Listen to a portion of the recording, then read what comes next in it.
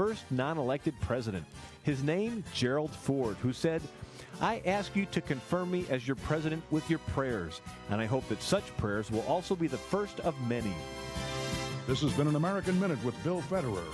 For a free transcript, call American Minute at 1-888-USA-WORD.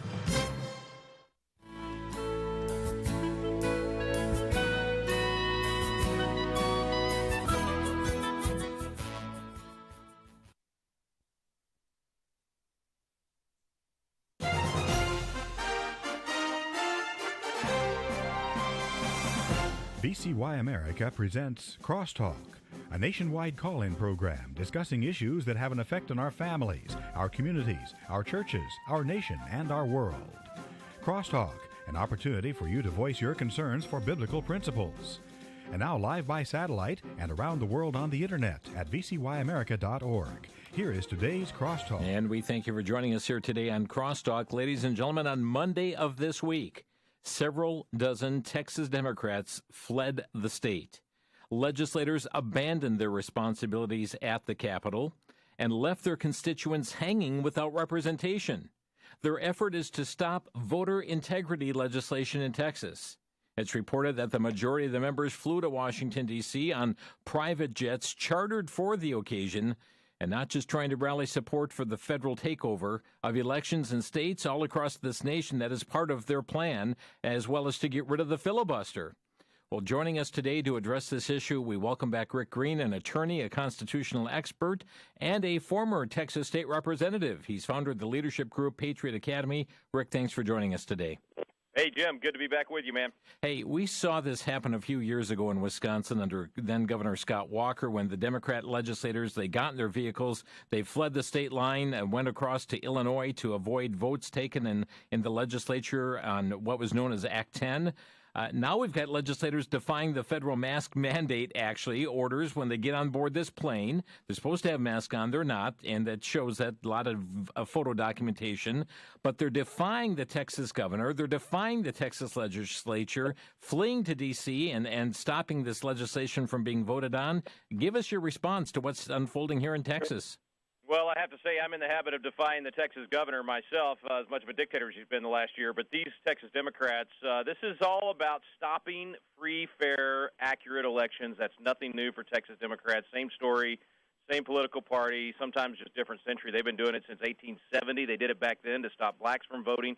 They did it to keep the chaos in the streets in Texas during Reconstruction, and they literally hid out in a room in the Capitol. They did it in 1870. They did it in 1981, 1991, 2003, 1979. They even got a nickname called the Killer Bees. I mean, they love to cut and run. And the bottom line is when they don't have the votes to actually win the day, instead of going back to the people of Texas and having a good persuasive campaign and winning more votes and winning more members of the legislature, that's the hard work. That's what you should do in a representative government. Instead of doing that, they just say, we're going to take our ball and go home. We're going to shut down the republic. Instead of having a legislature, we're going to prevent you from even being able to pass legislation for the people of Texas. So nothing new. They've done it quite a bit. It's typically over voting issues. It's typically over election process. But the worst part, Jim, is all the lies. I mean, the lies about what this legislation does, not only here but in Georgia and in other states, where we're simply trying to make sure that every vote counts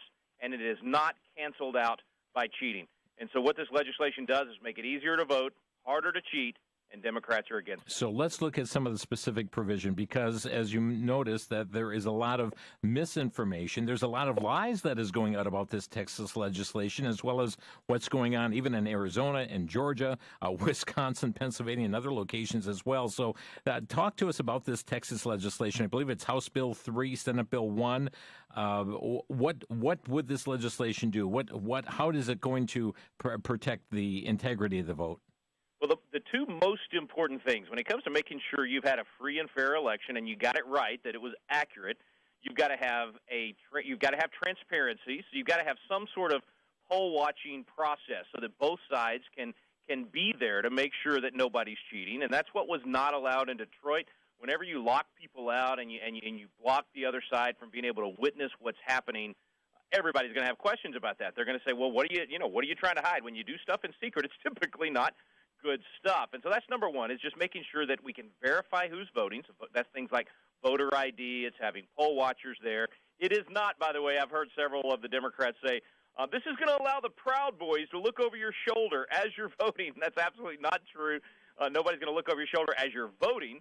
They're going to make sure that when you're checking in that a voter ID is given. They're going to make sure that only one ballot is given, and that when you cast your ballot and it's put in the box, that's it, you're done. That's the type of things we're trying to secure. So number one on the front end, making sure that everybody is verified as far as who's voting. And then on the back end, making sure that you have some sort of verification process for recounts and that sort of thing when it's close. I've been through that, Jim. I had a recount in my first race for the legislature. 30,000 people voted. I lost by 20 votes out of those 30,000. We had a recount. We got to put our hands on every single ballot. My opponent and I both. We looked at them together with our teams.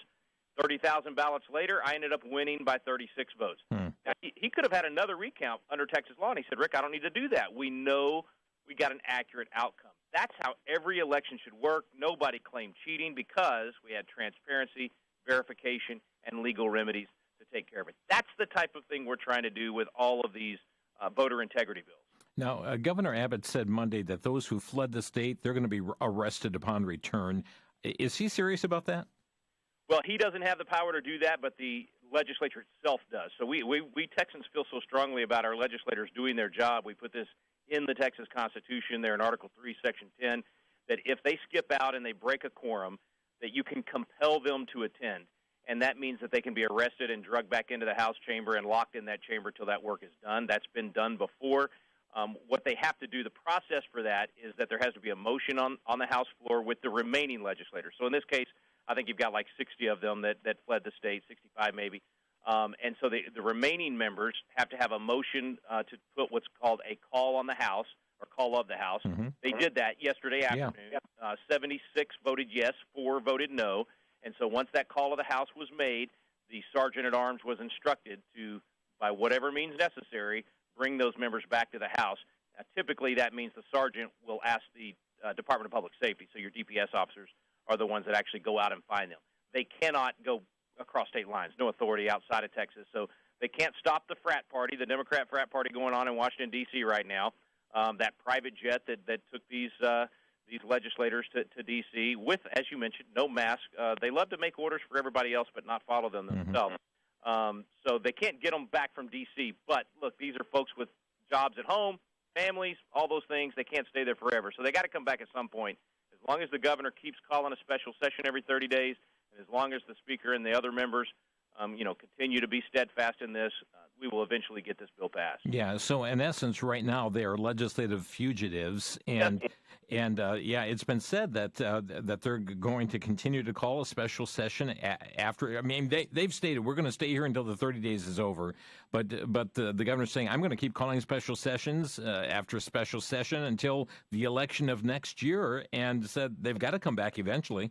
That's exactly right, man, and that is the kind of courage that we've needed for a long time. I love the fact that courage is contagious. I've not been a fan of this governor for the last year, as he's acted like a dictator and not done things like build the border wall and so many other things. Mm-hmm. But because of a primary challenge from some very courageous individuals, Colonel Allen West and Senator Don Huffines, it's been contagious. And now the governor has caught some courage, and he has now. We even got Jim. I don't know if you saw where we were not able to get past no boys and girls sports, that type of thing, even here in Texas. So the governor even put that on the call finally after all the pressure. So I think we're going to see some good things out of this governor over the next few months because of the pressure in the primary, which is just good. That type of competition is good. We should be doing that all over the country. Even someone that goes in as a constitutional conservative type person, they still need to have pressure on them. The public needs to let them know, we're not going to give you a pass. We still want you to do the right thing. So I'm actually encouraged, Jim, to be honest with you, a lot of good things happening. And I think these Texas Democrats have gone too far. I think this time it's really going to backfire on them, especially the pictures of the private jet and the Miller Lite and all that. Bad optics, right?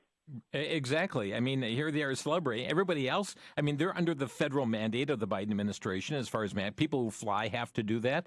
Yep. People who have to go on a Uber, Lyft, taxi, whatever it may be, has to comply with that.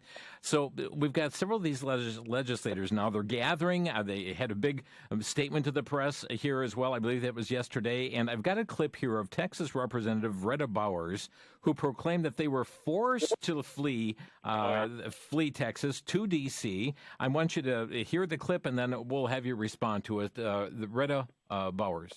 We are here in D.C., our nation's capital, because we want to protect the civil right to vote for millions of Texans. We were quite literally forced to move and leave the state of Texas. We also know that we are living right now on borrowed time in Texas. And we can't stay here indefinitely to run out the clock. That's why we need Congress to act now and pass the For the People Act. Texas Democrats will use everything in our power to fight back, but we need Congress to act now. Your response. The For the People Act should be called the For the Politicians Act. But, there's so much disinformation there. I mean, forced to leave. I think Babylon Bee probably got it best with their picture this morning that had a bunch of toddlers on a private jet saying, because our parents wanted us to eat vegetables, we were forced to leave. Yes. I mean, it's just beyond the pale, and it's just too much. I really do. I think it's too much for the people of Texas. It's too much, and I'll tell you, Jim, it's too much for the opposition. The Texas opposition to the Democrats, the Republicans, have always played nice. I think too nice. They gave a bunch of chairmanships to the Democrats in the House. That's part of why they were able to stop all of this legislation back in May when it all should have happened back in May. So this was just bad leadership on the Republicans' part. They've always played so nice. And I think what this is going to do is say, you know what, that's fine. Politics is rough and tumble. We're going to stop trying to make you happy, and we're going to pass the agenda that the people of Texas elected us to pass. Now, there's some members already saying, we just need to compromise and give them what they want and get them to come home. Well, appeasement does not work. We know that from history. We know that in politics. I mean, forced to leave. But the disinformation, the lies, you know this, Jim, you talk about it all the time. I mean, the lack of morality in the culture is seen in even these types of things, where Indeed. dishonesty is just, it permeates everything the left is saying right now. You listen to Chuck Schumer right now. You listen to President Biden, and they are absolutely lying about what this legislation does, dishonest with the American people, and most of the media does not call them on it, so they get away with it. We just need truth. It used to be, when I was in the legislature 20 years ago, Democrats had control. But I co-authored bills with Democrats. We worked together great because everybody had some intellectual honesty. We disagreed on things, but when we could find compromise, we did. We didn't lie about each other. Now, man, I mean, truth doesn't matter. And that's what happens when you remove God from the equation and say there are no moral absolutes. Anything goes, everything's okay, win at all costs. That's the game plan they're playing by. And unfortunately, it's poisoning the well, and they're going to have to be defeated in order to right the ship. I've got two clips here, one from Chuck Schumer, one from Joe Biden, that we're going to be playing in our next segment. Time is not going to permit here before the upcoming break. But one thing we do know is that NAACP has come forward, said that they're offering to pay bail, Rick, for those who have left the state and are facing penalties as a result. They said, we'll pay bail. I hope if they do actually have to go to jail, they can't get bail. Now, back in 1870, when the Democrats were trying really hard to keep blacks from voting, and I want people to hear that is the history of the Democrat Party. That's what they're hiding from. That's why their rhetoric is so nasty and so deceptive, because they're trying to hide their own history. But in 1870, when they were trying to stop blacks from voting, and whites, any Republican really, they spent 3 weeks in jail, Jim. These senators that finally got arrested in that little party room over at the Capitol spent 3 weeks in jail, most of them, and then a few of them, they locked them in the Senate chamber so they'd have a quorum to get the vote. So I doubt that any of them are going to go to jail, but I think they will be forced to get into the House chamber. There is a provision there where as long as they go willingly, there's no handcuffs, there's no actual arrest. We'll see how this thing plays out. Rick Green with us today. He is a constitutional attorney, or expert and attorney, and former state representative in the state of Texas, founder of the leadership group Patriot Academy. We'll have more discussion on this as well as the Biden address after the break. You're listening to Crosstalk.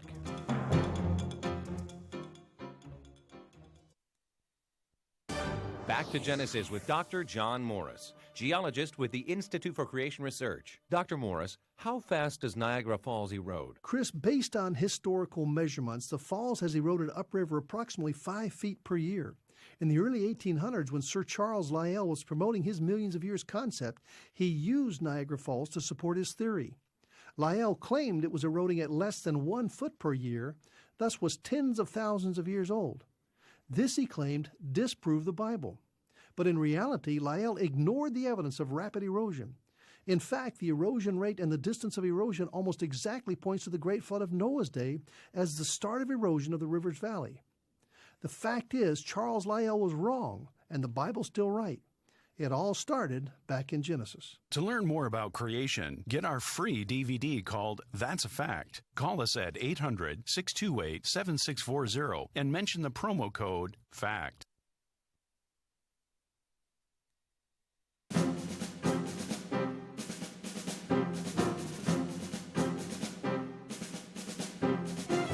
You're listening to Crosstalk on VCY America. With us today is Rick Green.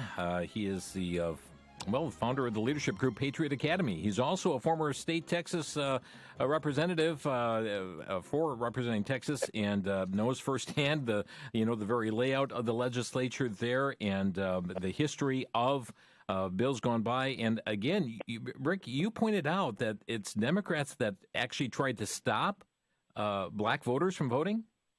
Yeah, that's part of our party history of both parties, Republican and Democrat, that is completely left out today because it's embarrassing to the Democrats. I mean, not only did they fight for slavery and wanted slavery, they're the ones that did all the Jim Crow laws. In Texas and other states, they had white-only primaries. They would not let blacks vote in their Democrat primary up until the middle of the last century, in the 1900s even.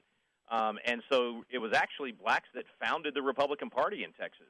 And in fact, the Republican Party platform, the national platform in 1856 and 1860, was all about equal rights and ending slavery. And so the Democrats have always been the party that wanted to divide based on race. They've always been divisive in terms of trying to put us in separate groups. Today they're doing the same thing with the critical race theory and all of those things. And I'm not as much I'm a principle person, Constitution person first. I go with whichever party. That's just a vehicle that's actually moving the right policy forward. But I got to say, the Republican Party history is so much better than the Democrat Party history. And when you look at the way that the elections are conducted, the legislation that's pushed, there is no doubt in my mind, looking at all of these efforts for election integrity across the country, that Republicans are doing the right thing and trying to solidify the process just to make sure that it's fair to everyone. What they're saying is we want a person in the inner city to be treated the same as out in the country. Everybody should have the same opportunity to vote, and there should not be advantages for one side or the other, which is what happened last time with these election officials changing the rules, blaming COVID. They literally used COVID to break the Constitution. Yes. Violated the Constitution.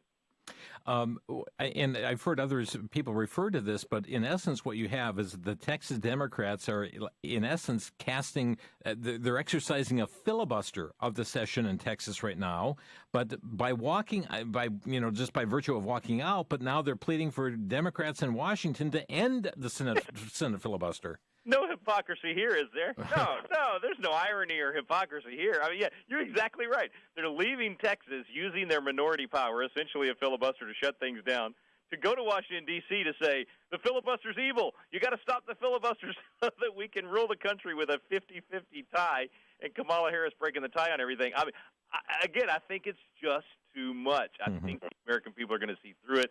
And most people don't pay attention to this kind of stuff normally. But, boy, they are giving a great reason for people to pay attention and get totally turned off. Whether you're turned off to this because it sounds like a bunch of brats throwing a fit and, because they didn't get their way, or it sounds like a bunch of bullies trying to force their way even when they don't have the votes, either one of those is right.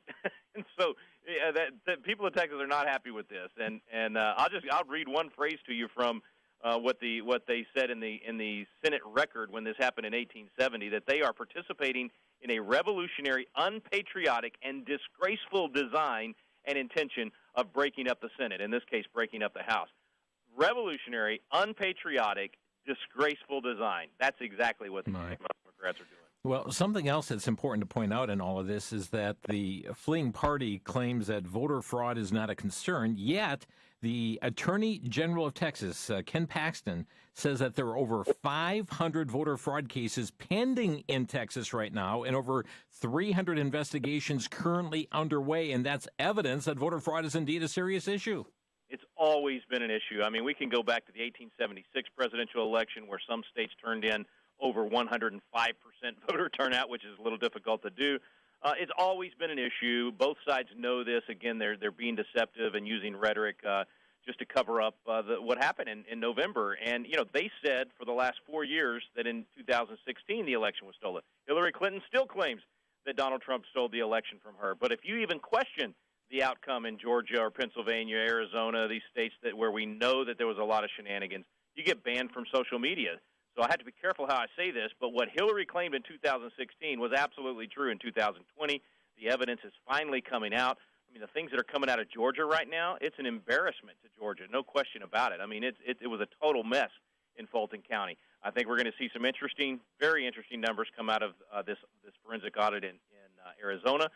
So there's no doubt both sides, you always have to watch both sides. I think Democrats should be able to watch Republicans in these elections and vice versa. That's that's what keeps us honest, right? We're forcing each other to be honest because there's unscrupulous people in both sides. So, yeah, I mean, I think to say there's no voter fraud is just denying reality. Senator Chuck Schumer, he took to the Senate floor, calling those who fled Texas, he called them courageous, that he was going to be meeting with them. But I'd like to also just air this clip. It's a minute and a half from Chuck Schumer as he talks about voter fraud, voter integrity laws, etc. Here's his take on it, and we'll have you respond.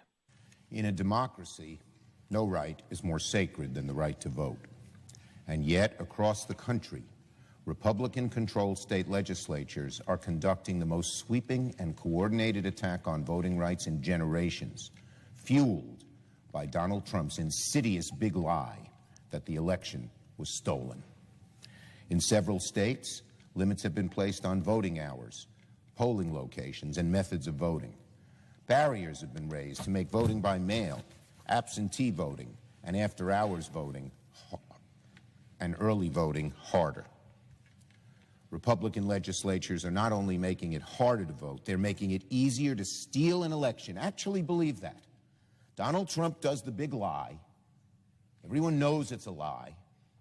And now Republican legislatures are acting on that big lie and saying we could steal an election. What is happening to our democracy?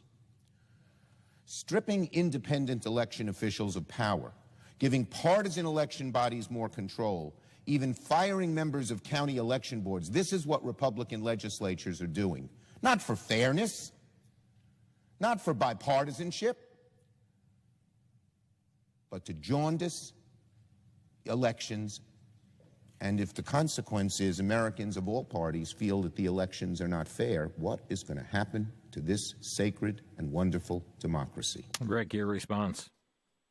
Oh, so many things in there that we can talk about, Jim. I mean, first of all, we're not a democracy, we're a republic, but that's the small thing in there. I mean, this is so reminiscent of, and I know we oversay it the last year, but I mean, this is the Orwellian Ministry of Truth. And in his book, 1984, he predicted this kind of thing where the government would just rewrite history, where they would literally just completely lie to the American people, but they would make sure that that's all the American people heard, so that it wasn't the American people in the book, but you know what I'm saying. So that's where we are now. And I always thought when I read 1984, that'll never happen here because we have so many outlets to find the truth, and the American people would never be so gullible.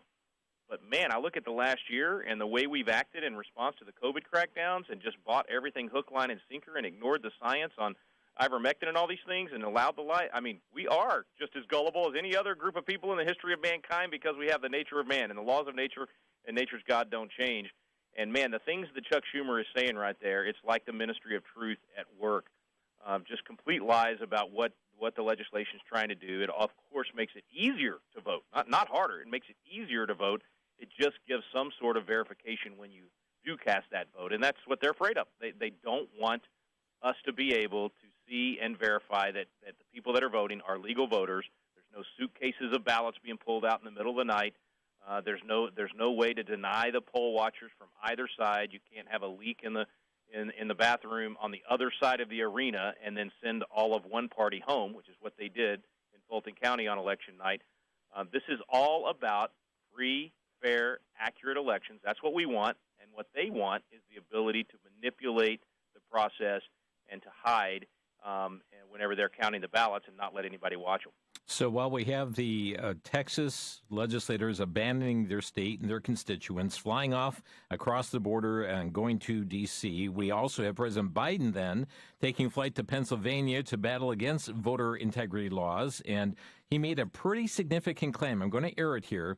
He talked about the nation is facing the most significant test of our democracy since the Civil War. Let's listen to him, and then we'll have our guest comment. So hear me clearly. There's an unfolding assault taking place in America today, an attempt to suppress and subvert the right to vote and fair and free elections, an assault on democracy, an assault on liberty, an assault on who we are as Americans. For make no mistake, bullies and merchants of fear, peddlers of lies, are threatening the very foundation of our country. It gives me no pleasure to say this. I never thought in my entire career I'd ever have to say it. But I swore an oath to you, to God, to preserve, protect, and defend the Constitution. And that's an oath that forms a sacred trust to defend America against all threats, both foreign and domestic.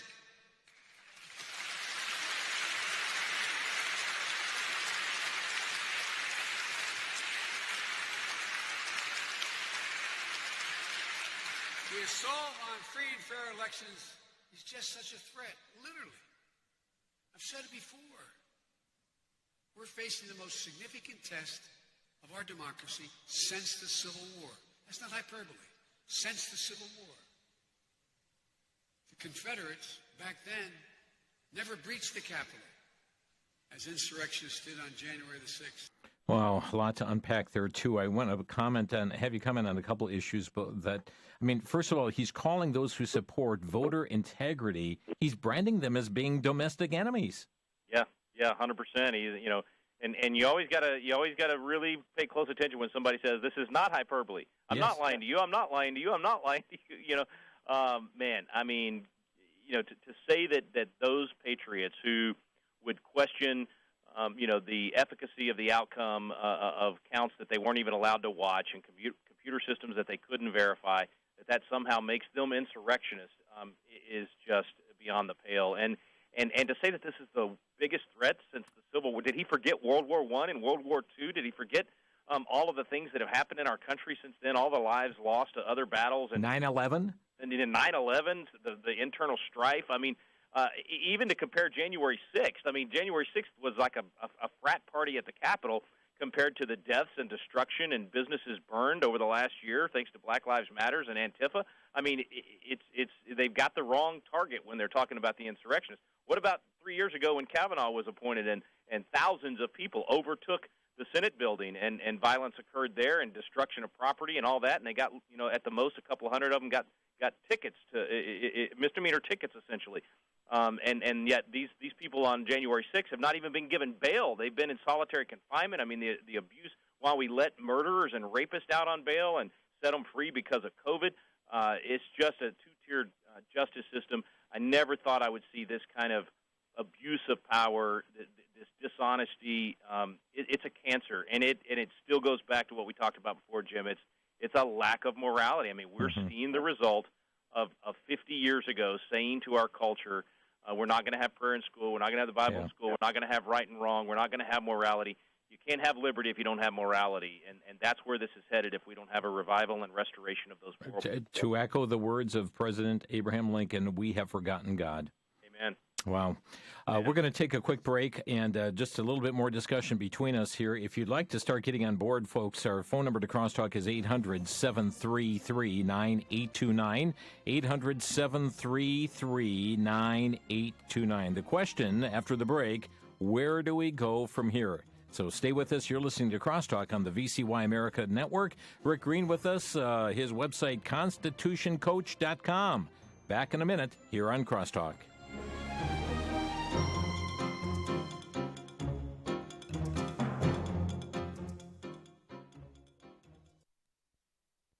The film, Unidentified, tells the story of two reporters tasked with getting the answers to the claims of UFO sightings. One reporter is an antagonist toward Christianity, the other, a Christian who is challenged on his beliefs. I'm asking an honest question here, and according to the guru, the Bible says you have to receive Jesus in your life, so either you've done it or you haven't, so which is it, heaven or hell? Come on, Keith, heaven or hell? Answer the question, heaven or hell? I don't know. But I thought you were supposed to be a Christian. Be challenged by the Rich Cristiano film, Unidentified. Available on DVD for a donation of $12 to VCY America. Additional copies to the same address are available for a donation of just $8 more. For your copies of Unidentified, call 1-800-729-9829.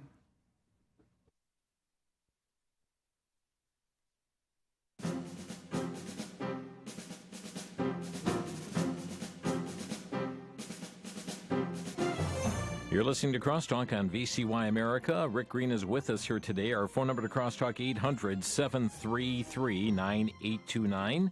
Website, constitutioncoach.com. You'll find a lot of information there, Rick. Yeah, I really encourage people. I mean, if you're feeling hopeless or you're feeling, depressed about what's happening to the country, just know that the truth hasn't changed. God's principles haven't changed. Principles of liberty haven't changed.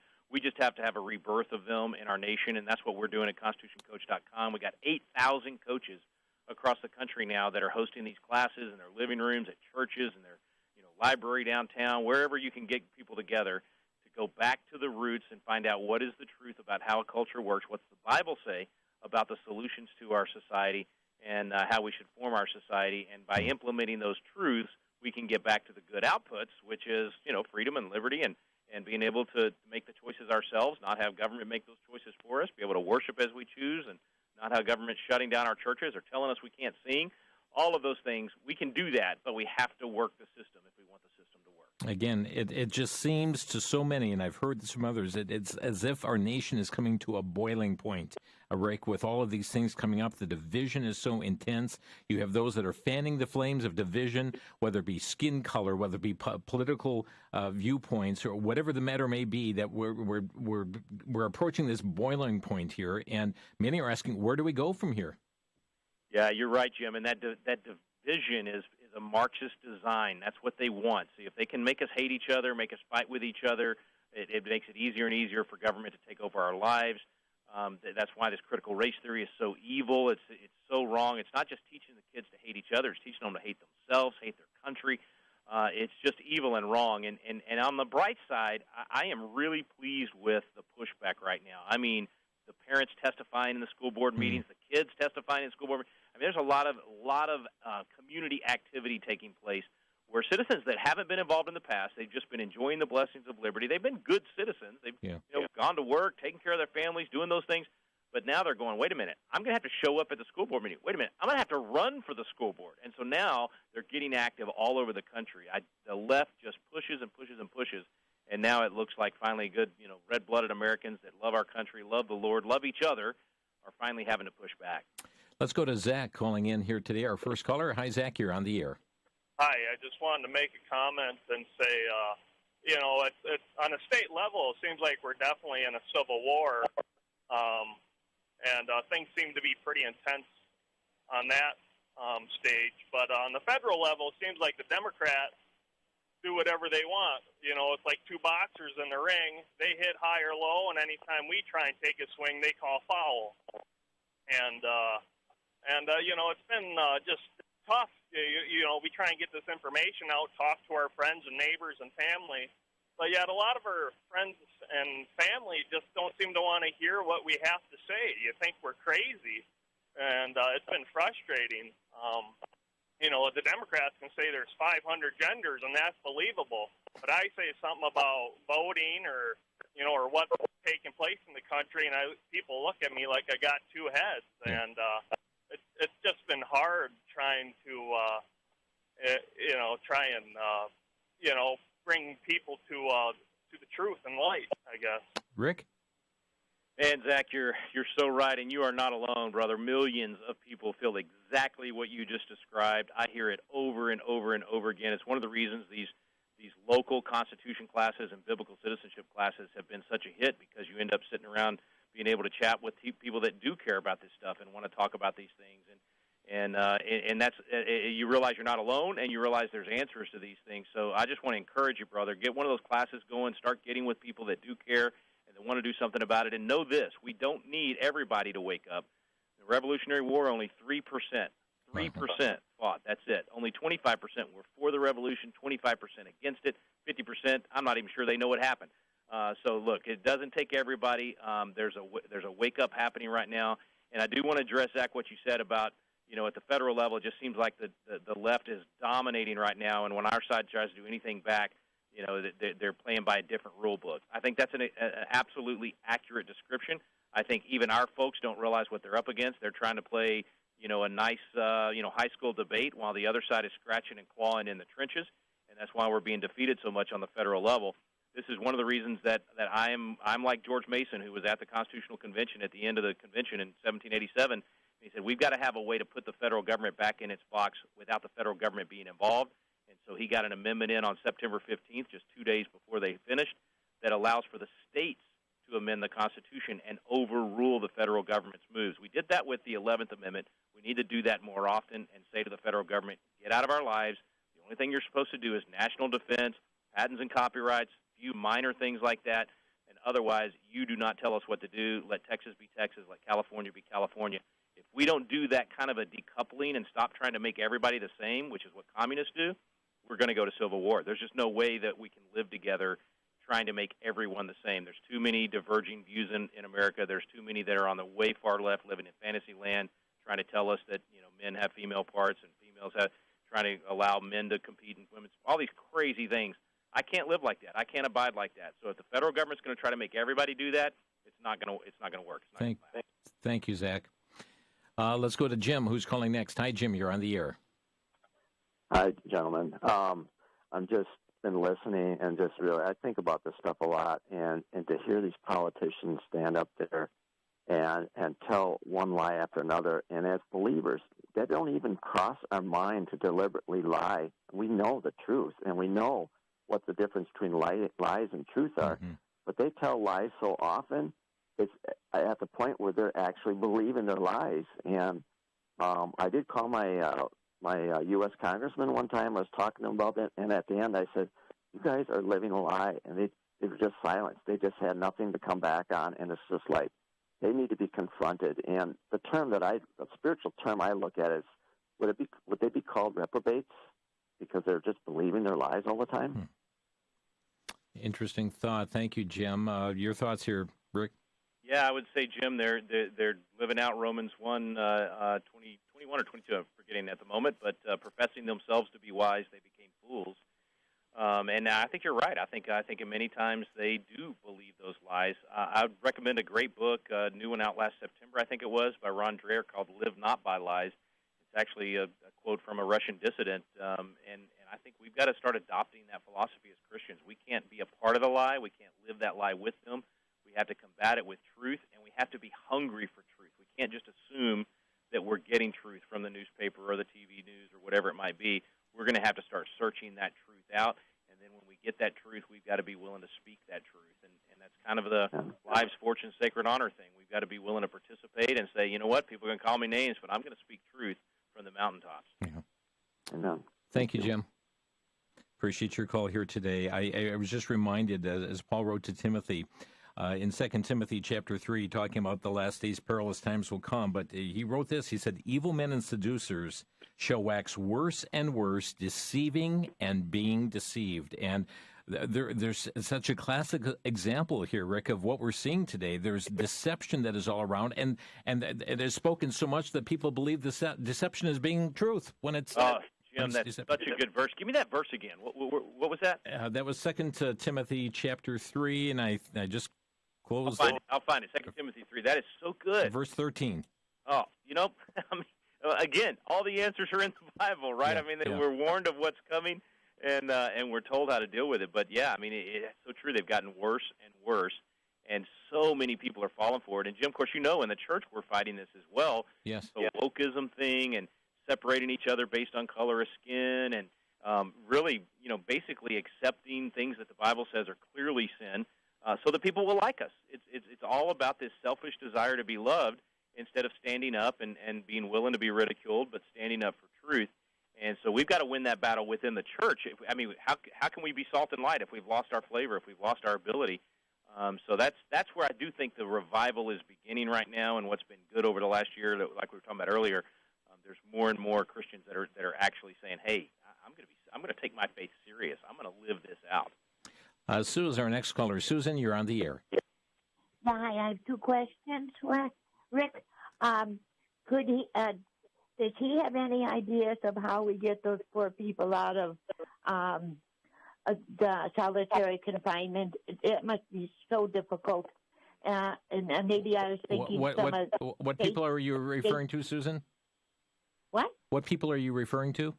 The ones in solitary confinement. The January. Arrested by the Capitol. Okay, January. Okay. Yeah, and then I haven't forgotten about them.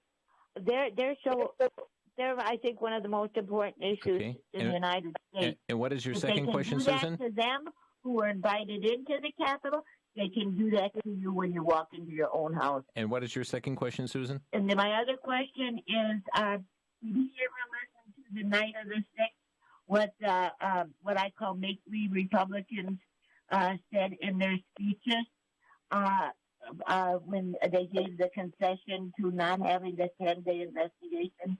Listen, if you can. Susan, we're losing you. Talk right into your mouth, please. If you can, listen to those speeches given by those Republicans. There are about 8 of them. I heard them on WBBN on the news on that station that night. I listened to every one. In the morning, I woke up. It was Sunday morning night. The first thought I had was, did I have a nightmare, or was that real? Thank you, Susan. What about those in solitary confinement, Rick? Yeah, I'm not sure on the second question you asked, but on the first question, there are some efforts being made. Believe it or not, even some Democrat U.S. senators have called for an end to that because they see the atrocity in it and the two-tier justice system there. I saw where a family was just arrested a couple of days ago that had been there, 5 people. And listen, if you're walking into the Capitol over broken glass, or you helped to break a window, or any of those things, absolutely you should be served justice, and it should be fair, and it should be not cruel and unusual. It should not be beyond what we do to other people. There shouldn't be a two-tier system there. It should be blind justice. But there were, as she said, a lot of people that were literally invited in by the Capitol Police. And I've done probably 100 tours at the U.S. Capitol. I have never seen that security system apparatus where you could have done what they did then. There were a lot of things wrong with what happened that day. I don't have a good answer for Susan as far as how you get them out of solitary confinement. We've been screaming about it. They've got attorneys that are trying. You've got judges that are going along with the Department of Justice and the FBI on this. If the FBI would put 1/10 of the effort into stopping the destruction through the riots in the streets across the country that they put into this January 6th investigation, we would have stopped the destruction months and months ago. We've got Merle calling from Tennessee. Merle, you're on the air. Yeah, Jim. What I think's happening is I think Obama and his Marxist planners, what they're pushing for is a flashpoint, very much like what happened on the Lexington Green with the Patriots and the British Army. They want to push us into a corner where suddenly we just say, okay, enough's enough, and there's a flashpoint, and something horrible happens, and then we're all painted as bad people, bad guys. We're the bad guys, even though we're God-fearing, American-loving people. We're the bad guys, and then they can do to us just like the rest of them that are sitting in solitary confinement. I know that sounds way off the wall, but I really believe that's the end game. Okay, thank you, Merle. What do you think about that flashpoint there, Rick? Merle, I share your concern. Honestly, I had that concern last summer with all the riots in the streets. I was afraid that the good people were going to ultimately respond, possibly overreact, and citizens just defending themselves, and we end up with a really, really bad reaction from the government to that. So I share your concern. I think that's what they did with January 6th. That was their Reichstag fire from the Germany 1930s. Thank you for the call here, Merle. We're up against a break. We'll come back to more of your phone calls following. Rick Green with us here for the final segment coming up here as well. Crosstalk here on VCY America. Rick's website, constitutioncoach.com. Back in a minute.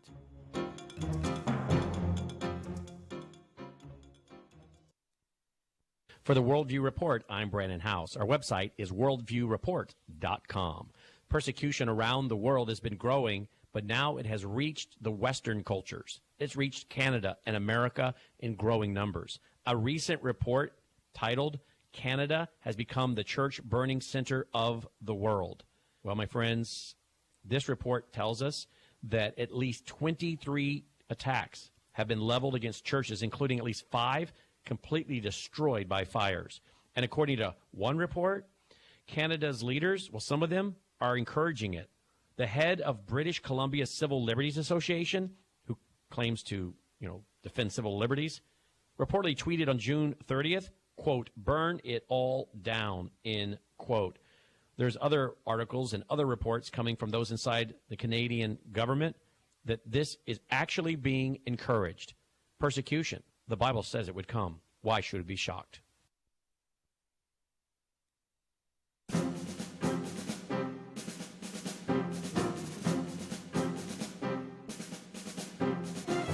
You're listening to Crosstalk on VCY America. Rick Green is with us today and a constitutional expert. He's an attorney, a former Texas state representative, and founder of the leadership group Patriot Academy, website constitutioncoach.com. Lines are packed. We're going right back to the phone lines. Holding the longest is Leroy in Atlanta, Georgia. Leroy, you're on the air. Hi, fellas. I just had some questions about Governor Kemp here in Georgia. How are the Republicans going to change things when you have rhinos like him? I mean, I'm here on the ground, and the word tells us about building your house on sinking sand. Well, the pipe burst at State Farm Arena was an outright lie.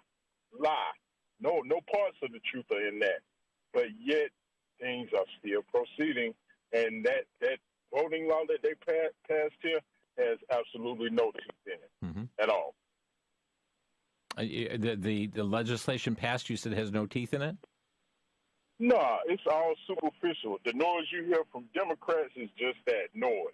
It's not the law that was passed applies to everyone. Yeah. It does not stop black people or white people or any other kind of people from voting. Right.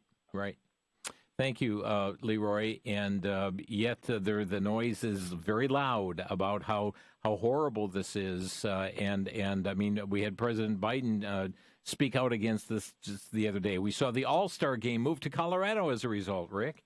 Yeah, Leroy is spot on, man. God bless you, brother. I Georgia, I went there and did a barnstorming tour in December to try to help in those Senate elections, and it was shameful what Brian Kemp did. I mean, the fact that, and this is a guy that typically has been good on life issues and some other conservative issues, but no backbone when it came to the voting issue. They could have fixed this problem in Georgia in time for those Senate elections. They could have had a special session if he would have just called it, and they could have named the electors themselves because there was so many shenanigans. They had every right to do that, as did these other states.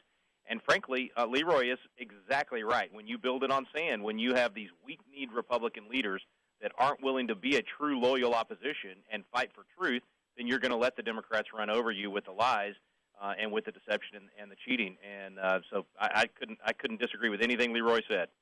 Arkansas, we have Alice calling. You're on the air, Alice. Oh, hello. Thank you for taking my call. I've got so many scriptures. One is, we're not wrestling against flesh and blood, but against the powers of the rulers of the darkness of this world. I may not say everything right, but spiritual wickedness in high places. Yeah. I would like to say, especially America where I live, that would Jesus say to us, "You've left your first love"? Who do we love? Are we trying to please God? And in pleasing God, we should have a reverential fear of God. I think we've left the fear of God. If we would repent, if we would get back to God, loving Him, number one, then we could say, if God be for us, who can be against us? Yeah, Alice, that's a great point. I'm going to have Rick comment on that. Alice, you're exactly right. I mean, when only 9% of Christians are reading the Bible on a regular basis, we don't love God. We don't love His Word. We don't know truth to be able to be good salt and light. So you're exactly right about where it begins. And And I love what you said about the fear of God, that respect for Him, that respect for His law. That is what we've lost even in the church itself. So I think you have great points. Thank you, Alice. Greg is next in Tucson, Arizona. You're on the air, Greg. Yes, I'll just endorse what he said. Fear of God is the beginning of wisdom. That's right. And my people suffer for lack of knowledge. And I have to say that I've for years been done with the Republican Party. My friend, Dr. Alan Keyes, says it's like a single bird with two different wings. They got the Republican wing and the Democrat wing. I'll give you an example, and I could give many. Well, just very quickly, we're almost out of time here, Greg. Republican Senator Scott Brown in Massachusetts, my senator, sent the government to my door to try to intimidate me because I was against Obama. He was pro-abortion, and when he got into Washington, he voted to homosexualize the military. That was a spiritual assault on the military. He's Republican. Trump appointed him ambassador to New Zealand. This is just what's going on with the Republicans. Thank you, Greg. Rick? Yeah, Greg, there's definitely going to be, corruption in any political party because humans are involved. And boy, I share your respect of Ambassador Alan Keyes. My first interview with him was in 1994. I still to this day quote from him in many of my speeches. I love that man. But I'll just say this from a hopeful perspective is that, again, parties are nothing but vehicles. It's who's driving those parties. It's different state to state, depending on the leadership there and depending on the individual. So we're not about party. We're about the principles. We'll use parties to accomplish those principles. That's the design of our system and has to be for it to work well. But you just don't vote for somebody just because they're of a political party. Certainly you've got some points there with the corruption of both parties. But it's just a machine, and we need to take over that machine. That's part of being Caesar, and that's us. We're Caesar in this system. If we're going to render unto Caesar what is Caesar's and unto God what is God's, we've got to be better citizens. Yeah. In this system, you've got to be involved in a political party, and you've got to be involved in voting. And I'll say this last thing because I know you're running out of time, Jim. I just want to encourage people, don't let the bad news get you down. God's still in charge. Our joy is not based on what's happening in the White House. Based on whose we are, not where we are. Yes. And as bad as some of these things are in the White House and the State House, most important thing to work on is what's happening in our own house. Amen. Amen. We're going to try and squeeze Brad in from West Dallas here on the air. Brad. Your guest mentioned having to fight the churches also. Excuse me. Mm-hmm. I'd say they're not churches then. We get our kids hopefully get our kids out of public schools when they teach America's bad, all whites are racist. Socialism's good, and boys going in the girls' bathrooms is okay. And if you teach and preach the same things at churches because you're woke, well, then they need to be confronted. Excuse me. You need to confront them, and if they don't repent, they're not a church. They probably weren't one to begin with. Otherwise, they wouldn't have been doing it in the first place. And you need to get out. Thank you, Brad. We're going to have to leave it right there. Our guest today has been Rick Green, and folks, you can check him out. More information, constitutioncoach.com. Rick, thanks for carving the time to join us today. Jim, God bless you, brother. Thanks for what you do. Good to have you with us here today. And folks, we apologize to those waiting online yet. We've simply run out of time. But again, the encouragement to be praying for our nation. And friends, let's be light. Let's share the good news of the gospel with another. It's a life-transforming message. God bless you. Thanks for joining us on Crosstalk. You've been listening to Crosstalk via satellite and the internet from VCY America. Views expressed may or may not be those of this station. For a CD of today's program, send a donation of $6 or more to VCY Tape Ministry, 3434 West Kilbourne Avenue, Milwaukee, Wisconsin, 53208, or download by RSS or podcast from crosstalkamerica.com. And join us again for Crosstalk.